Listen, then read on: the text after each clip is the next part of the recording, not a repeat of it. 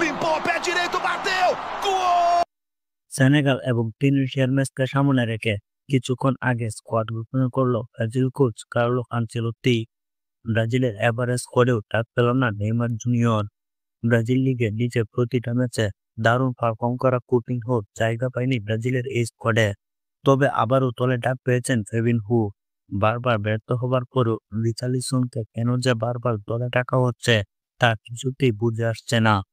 চলুন দেখে নেওয়া যাক কে কে আছেন ব্রাজিলের এভারেজ স্কোয়াডে।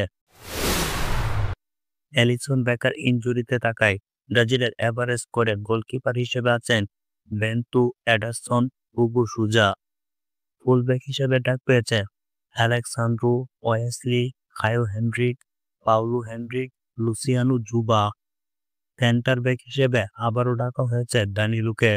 তার সাথে আছে Gabriel Magalhaes, Fabricio Bruno, Marquinhos, Eder Militao. Midfielder হিসেবে জায়গা পেয়েছেন Andre, Bruno Guimaraes, Casemiro, Fabinho, Lucas Paqueta. Forward হিসেবে আছেন Estevao, Joao Pedro, Luiz Henrique, Matheus Cunha, Richarlison, Rodrigo, Vinicius Junior বিতর্ক। এই ছিল ব্রাজিলের এভারেজ স্কোয়াড। এক্সপেরিমেন্টের নামে কি যে শুরু করলো কার্লো আনচেলত্তি তা শুধু তিনি নিজেই বলতে পারবেন।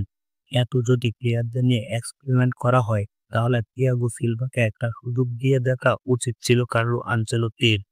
যাই হোক, সবশেষে এই দলকে সাপোর্ট করব। আশা করি আনচেলত্তি এই দলকে ভালো একটা পজিশনে নিয়ে যাবে। শুভকামনা রইল ব্রাজিলের জন্য।